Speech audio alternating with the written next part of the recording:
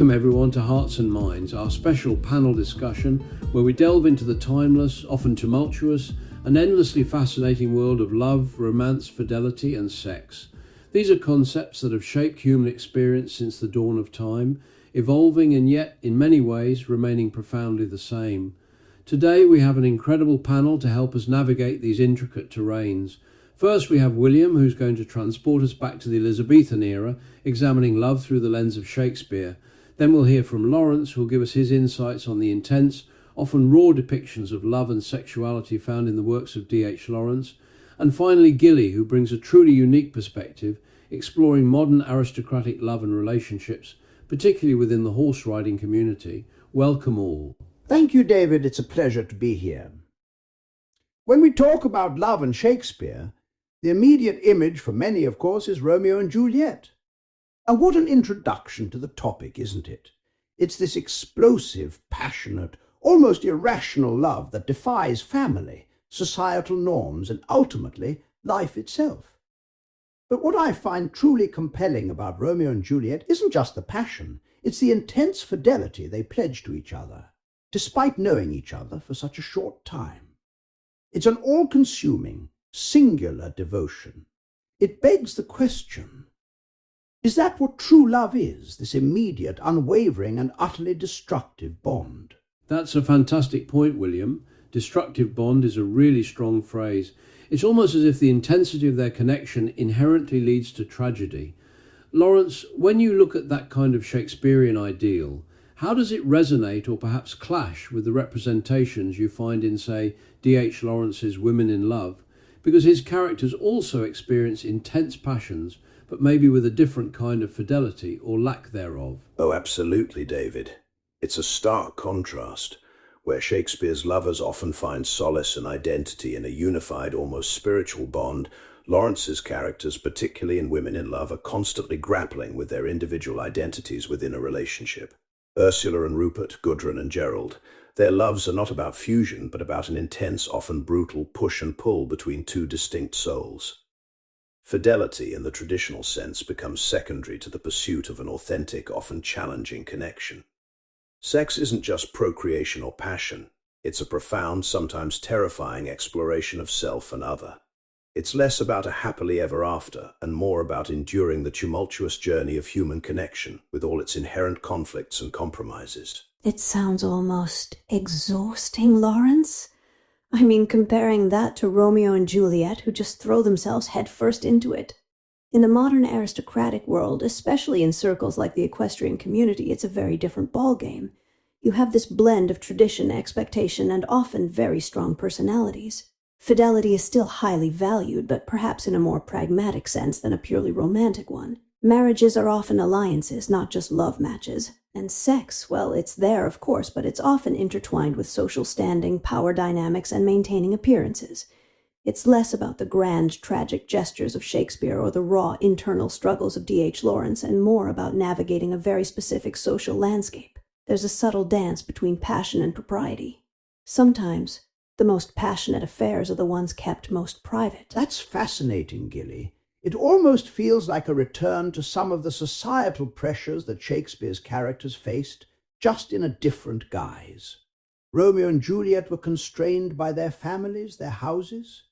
You're suggesting modern aristocracy has its own houses of expectation and tradition that shape love and fidelity. Exactly, William. It's less about ancient feuds and more about maintaining a certain legacy, a certain image, or even just the stables. You're marrying into a family, yes, but often also into a lifestyle, a set of responsibilities. Romance is cherished, don't get me wrong, but it's often fitted into a pre-existing framework. It's a bit like competitive riding itself. You want flair and passion, but you absolutely need control and discipline to win. And where does authenticity fit into that, Gilly? Because for Lawrence's characters, that raw authenticity, even if it leads to pain, is paramount. Are these relationships still truly intimate and fulfilling if they're so governed by external expectations? Oh, they absolutely can be authentic, Lawrence, just in a different way. Authenticity isn't always about tearing down every wall. Sometimes it's about finding genuine connection within the walls you've built or that society has built for you. There's a certain strength in that, in navigating those complexities and still finding deep love, trust, and yes, even passionate sex. It's just not always the free-spirited, unfettered kind you might read about in a novel. It's incredible how diverse these expressions of love are, from the poetic intensity of Shakespeare to the psychological depth of D.H. Lawrence to the nuanced reality of Gilly's world. But let's fast forward a bit. We're on the cusp of a technological revolution with artificial intelligence. How do you all see AI impacting these very human aspects: love, romance, fidelity, and sex? That's a truly profound question, David. From a Shakespearean perspective, I'm reminded of the idea of likeness and truth. Shakespeare's lovers often seek a soulmate, someone who mirrors their inner world. If AI can simulate that perfect mirror, providing endless validation and seemingly boundless understanding, will it diminish our capacity for true human connection? Will the effort required for human empathy and compromise seem less appealing when an AI companion offers a frictionless love? I worry it might make us less resilient, less willing to endure the slings and arrows of genuine human relationships, which are, after all, where real growth often happens. William, you've hit on something vital there. For Lawrence, the struggle, the resistance, the very otherness of another person is what makes a relationship vibrant and real. If AI offers a perfectly compliant, predictable and non-threatening partner, it eliminates that essential friction, that challenge to the self.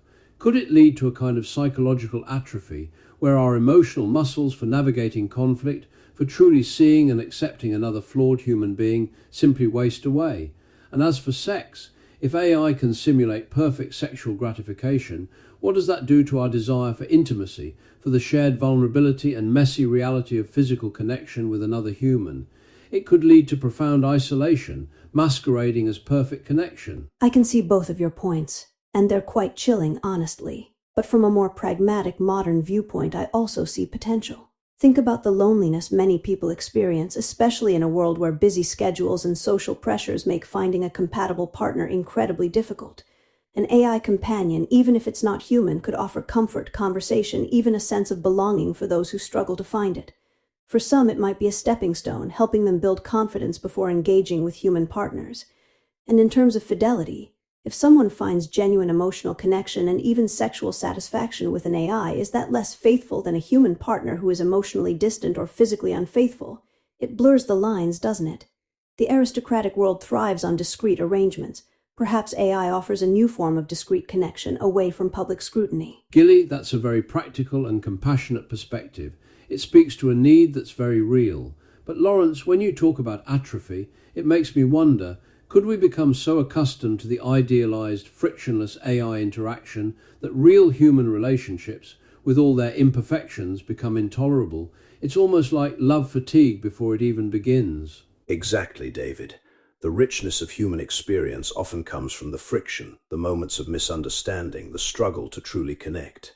If AI removes that, are we truly experiencing love, or just a sophisticated form of self-affirmation? Lawrence's characters would argue that without the difficult, sometimes painful pushing and pulling, the relationship lacks soul, lacks true vitality. It's a static mirror, not a dynamic dance. And fidelity too becomes a different concept. If an AI is programmed to be faithful, does that fidelity have the same moral weight as a human choosing fidelity despite temptation? The act of choice, of conscious commitment, is central to the human idea of fidelity. An AI doesn't choose in the same way, it follows its programming. So is the fidelity in an AI relationship truly meaningful in the human sense? It's a fascinating philosophical knot. But isn't a human's fidelity also influenced by their programming, their upbringing, their values, their past experiences? The line isn't as clear as we might think. And for people who might be, let's say, less adept at navigating complex social signals, or those with very specific needs or preferences, an AI could offer a non-judgmental space for exploration and intimacy. Think of the potential for people with social anxieties or certain disabilities. It could open up new avenues for emotional and even sexual fulfillment that were previously inaccessible. It's not necessarily about replacing human connection, but expanding the spectrum of what connection can be. That's a powerful point, Gilly, about expanding access and providing comfort. So it's not necessarily an either-or scenario, human love versus AI love, but perhaps a complementary, or at least a coexisting reality. William, do you think Shakespeare's timeless themes of love and longing would still resonate in a world where AI companions are commonplace? Would Romeo and Juliet still defy their families for a human, or would they download the perfect AI partner? Oh, I think the human heart, with its capacity for irrational passion and profound longing, would always seek out another human heart.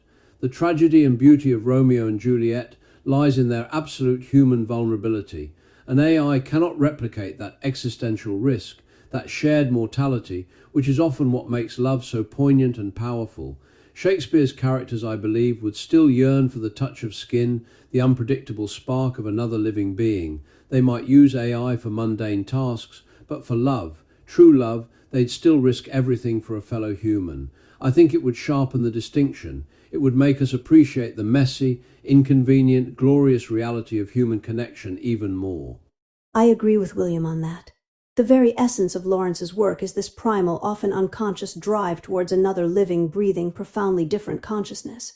AI, no matter how advanced, is still ultimately a reflection of human programming, a projection. It lacks that essential otherness that forces us to grow, to confront our own limitations, to truly engage with a world beyond our immediate self. Without that, love becomes a monologue, not a dialogue. It might fulfill certain needs, but it won't fulfill the soul's deepest craving for genuine transformative encounter. I think it will be a mixed bag, to be honest. Some will definitely stick to human connections, valuing that unpredictable, raw experience. Others will find a profound sense of connection and comfort with AI that they might never find with humans. And then there will be those who integrate both, using AI for certain needs while maintaining human relationships for others. The definitions of love, romance, and fidelity will simply expand, become more fluid. It won't be a uniform shift, but a diversification of how we seek and experience connection. Just as some prefer the thrill of a wild stallion and others the reliability of a well-trained mare, our romantic and sexual preferences will become even more varied, with AI being one more option in the stable, so to speak. What a fascinating and at times unsettling vision of the future. From the eternal flames of Shakespearean passion, through the intense psychological battles of D.H. Lawrence's characters, to the nuanced pragmatism of modern aristocratic relationships, we've explored the incredible tapestry of human love. And now, as we peer into the future, we see AI not just as a tool, but as a potential mirror, challenging us to redefine what it truly means to connect, to be faithful, and to love. William, Lawrence, Gilly, thank you so much for this incredibly thought-provoking discussion today on Hearts and Minds. It's clear that no matter how technology evolves, the human heart, in all its complexity, will always be at the center of our understanding of love. Thank you for tuning in, and we'll see you next. The images, voices, and scripts in this episode, apart from the host, are entirely AI generated using Clone Voice AI, 11 Labs, and Cyberlink Power Director. They don't represent the real appearance, voice, or verified opinions of historical figures. These simulations are designed to spark ethical discussion about how AI may shape the future of humanity. The 360 in 360 Immortal Conversations concept was created by David John Wortley, FRSA.